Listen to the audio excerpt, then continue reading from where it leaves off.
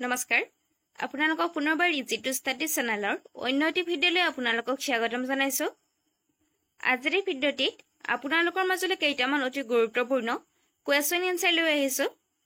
আজিৰ ভিডিঅ'টিৰ প্ৰথমটো কুৱেশ্যন হৈছে বৰ্তমান ভাৰতৰ প্ৰধানমন্ত্ৰী কোন? বৰ্তমান ভাৰতৰ প্ৰধানমন্ত্ৰী কোন? অপচনৰ ভিতৰত শুদ্ধ উত্তৰটো হৈছে option number C, Narendra Modi. মনত ৰাখিব, বৰ্তমান ভাৰতৰ প্ৰধানমন্ত্ৰী হৈছে নৰেন্দ্ৰ মোদী। ইয়াৰ লগতে আপোনালোকে মনত ৰাখিব, বৰ্তমান ভাৰতৰ বিত্তমন্ত্ৰী হৈছে নিৰ্মলা সীতাৰমণ, গৃহমন্ত্ৰী হৈছে অমিত শ্বাহ আৰু প্ৰতিৰক্ষা বিভাগৰ মন্ত্ৰী হৈছে ৰাজনাথ সিং। মনত ৰাখিব। নেক্সট কুৱেশ্যনটিত আছে বৰ্তমান ভাৰতৰ কৃষি মন্ত্ৰী কোন? বৰ্তমান ভাৰতৰ কৃষি মন্ত্ৰী কোন? অপচনৰ ভিতৰত শুদ্ধ উত্তৰটি হৈছে option number D, Shivraj Singh Chouhan. মনত ৰাখিব, বৰ্তমান ভাৰতৰ কৃষি মন্ত্ৰী হৈছে শিৱৰাজ সিং চৌহান। ইয়াৰ লগতে আপোনালোকে মনত ৰাখিব, বৰ্তমান ভাৰতৰ বৈদেশিক মন্ত্ৰী হৈছে এছ জয়শংকৰ, পথ পৰিবহণৰ মন্ত্ৰী হৈছে নীতিন গাডকাৰী আৰু স্বাস্থ্য পৰিয়াল কল্যাণৰ বিভাগৰ মন্ত্ৰী হৈছে জে পি নড্ডা। নেক্সট কুৱেশ্যনটিত আছে বৰ্তমান ভাৰতৰ শিক্ষা মন্ত্ৰী কোন? বৰ্তমান ভাৰতৰ শিক্ষা মন্ত্ৰী কোন? অপচনৰ ভিতৰত শুদ্ধ উত্তৰটি হৈছে অপচন নম্বৰ এ, ধৰ্মেন্দ্ৰ প্ৰধান। মনত ৰাখিব, বৰ্তমান ভাৰতৰ শিক্ষা মন্ত্ৰী হৈছে ধৰ্মেন্দ্ৰ প্ৰধান। ইয়াৰ লগতে আপোনালোকে মনত ৰাখিব, বন্দৰ জাহাজ আৰু জলপথ বিভাগৰ মন্ত্ৰী হৈছে সৰ্বানন্দ সোণোৱাল। ৰেল বিভাগৰ মন্ত্ৰী হৈছে অশ্বিনী বৈষ্ণৱ আৰু সাংস্কৃতিক তথা পৰ্যটন বিভাগৰ মন্ত্ৰী হৈছে গজেন্দ্ৰ সিং শেখাৱত। মনত ৰাখিব, ভাৰতৰ বৰ্তমান শিক্ষামন্ত্ৰী হৈছে ধৰ্মেন্দ্ৰ প্ৰধান, বন্দৰ জাহাজ আৰু জলপথৰ মন্ত্ৰী হৈছে সৰ্বানন্দ সোণোৱাল, ৰেল বিভাগৰ মন্ত্ৰী হৈছে অশ্বিনী বৈষ্ণৱ আৰু সাংস্কৃতিক তথা পৰ্যটন বিভাগৰ মন্ত্ৰী হৈছে গজেন্দ্ৰ সিং শেখাৱত। মনত ৰাখিব। নেক্সট কুৱেশ্যনটিত আছে কাৰাকোৰম পাছ ক'ত অৱস্থিত? অপচনৰ ভিতৰত শুদ্ধ উত্তৰটি হৈছে অপচন নম্বৰ এ, জম্মু কাশ্মীৰত। মনত ৰাখিব, কাৰাকোৰম পাছ জম্মু কাশ্মীৰত অৱস্থিত। ভিডিঅ'টোলৈ আগবঢ়াৰ আগতে আপোনালোকক জনাব বিচাৰিছো যে আমাৰ চেনেলৰ তৰফৰ পৰা বিভিন্ন কম্পেৰিটিভ এক্সামৰ প্ৰিভিয়াছ ইয়াৰৰ কুৱেশ্যন আনচাৰসমূহক লক্ষ্য কৰি লগতে অতি গুৰুত্বপূৰ্ণ কুৱেশ্যন আনচাৰৰ সৈতে আপোনালোকৰ মাজলৈ 10,000তকৈও অধিক কুৱেশ্যন আনচাৰ থকা এখন ই বুক প্ৰস্তুত কৰা হৈছে আৰু ই সম্পূৰ্ণ অসমীয়া মাধ্যমত। অসম চৰকাৰৰ পৰা মুকলি কৰা 12,600টা তৃতীয় আৰু চতুৰ্থ বৰ্গৰ লিখিত পৰীক্ষাৰ বাবে এই ই বুকখন খুবেই প্ৰয়োজন হ'ব আৰু আমাৰ বিশ্বাস আছে যে এই ই বুকখনৰ পৰা ভালেখিনি কুৱেশ্যন এনচাৰ আপোনালোকৰ কমন আহিব।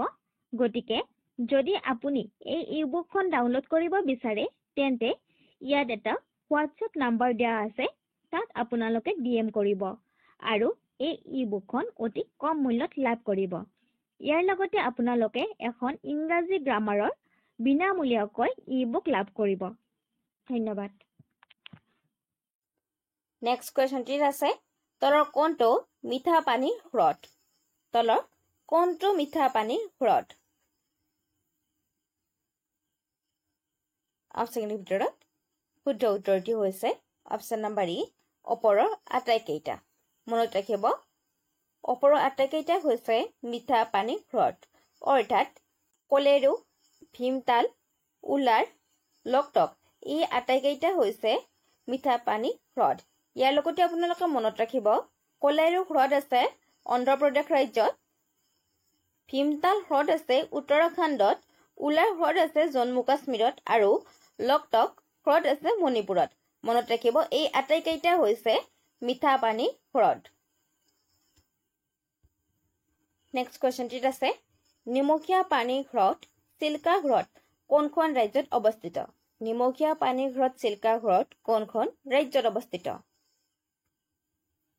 অৰ্থাৎ চিল্কা হ্ৰদ কোনখন ৰাজ্যত অৱস্থিত?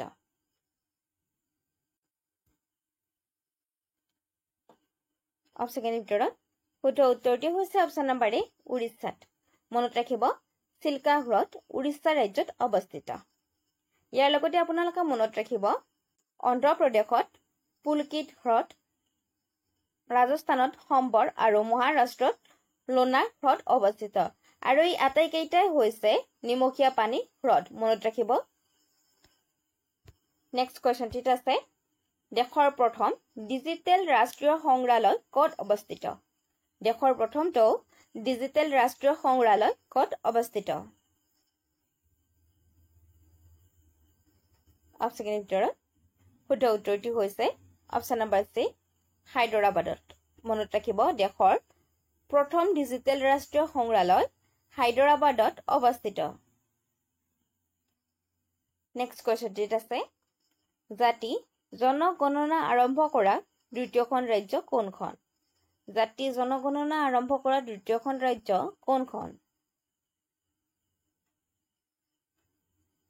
অপচনৰ ভিতৰত শুদ্ধ উত্তৰটি হৈছে অপচন নম্বৰ বি অন্ধ্ৰপ্ৰদেশ। মনত ৰাখিব জাতি জনগণনা আৰম্ভ কৰা দ্বিতীয়খন ৰাজ্য হৈছে অন্ধ্ৰপ্ৰদেশ। নেক্সট কুৱেশ্যনটিত আছে ভাৰতৰ প্ৰথমখন 100% ইলেক্ট্ৰিক বাইক টেক্সি কোনখন ৰাজ্যই মুকলি কৰিছে?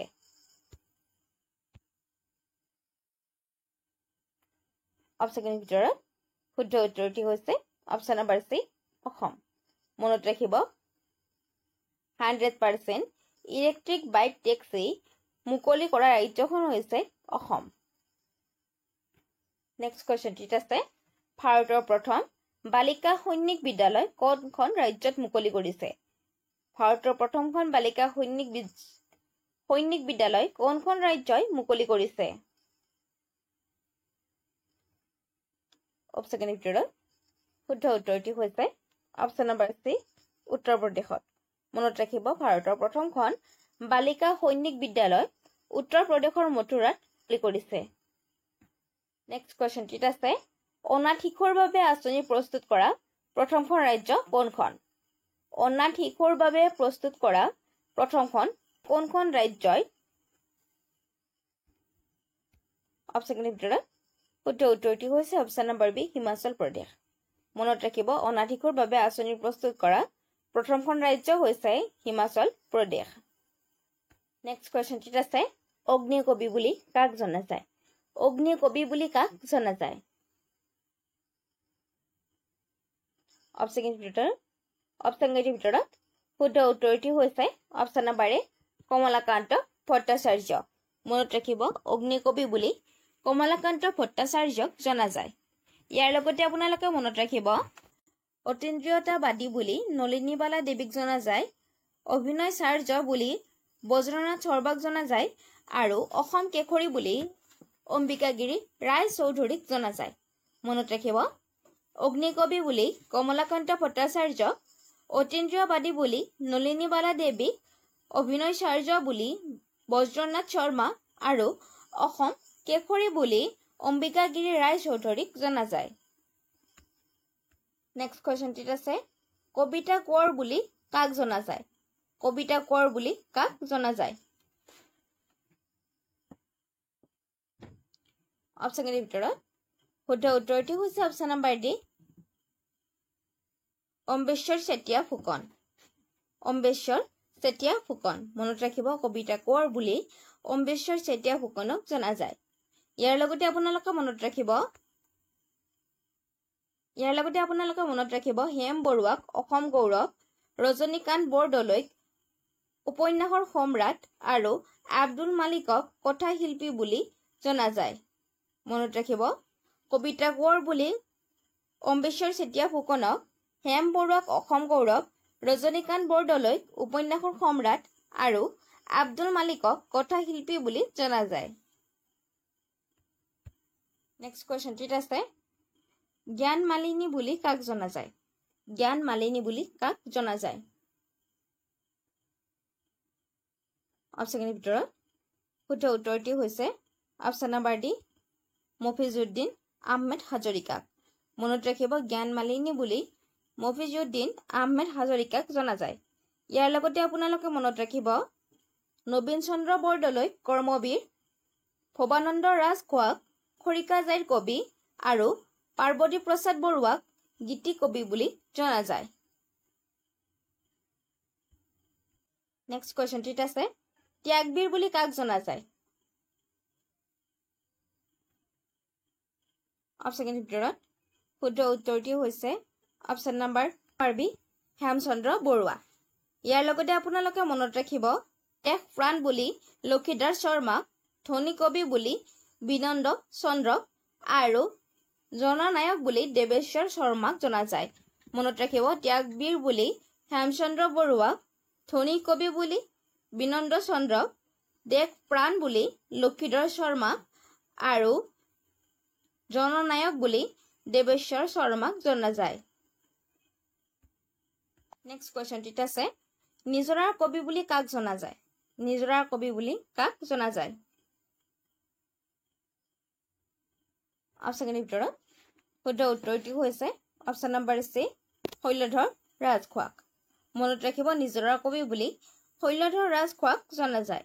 ইয়াৰ লগতে আপোনালোকে মনত ৰাখিব ফণী শৰ্মাক নটসূৰ্য, সত্যপ্ৰসাদ বৰুৱাক সত্যপ্ৰভাকৰ আৰু ৰাম গগৈ পথাৰৰ কবি বুলি জনা যায়। আপোনালোকে মনত ৰাখিব নেক্সট কুৱেশ্যনটিত আছে তলত উল্লেখিত কোনটো বেডমিণ্টন খেলৰ সৈতে জড়িত? তলত উল্লেখিত কোনটো বেডমিণ্টন খেলৰ সৈতে জড়িত?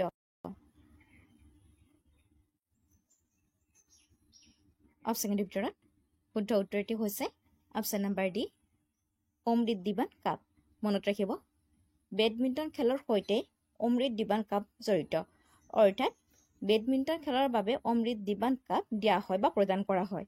ইয়াৰ লগতে আপোনালোকে মনত ৰাখিব বাস্কেটবলৰ বাবে ফেডাৰেশ্যন কাপ, প'ল' খেলৰ বাবে ৰাধামোহন কাপ আৰু গল্ফ খেলৰ বাবে ৰাইডাৰ কাপ প্ৰদান কৰা হয়। নেক্সট কুৱেশ্যনটিত আছে তলত উল্লেখিত কোনটো বাস্কেটবলৰ সৈতে জড়িত? অপশ্যনৰ ভিতৰত শুদ্ধ উত্তৰটি হৈছে option number C Nehru cup.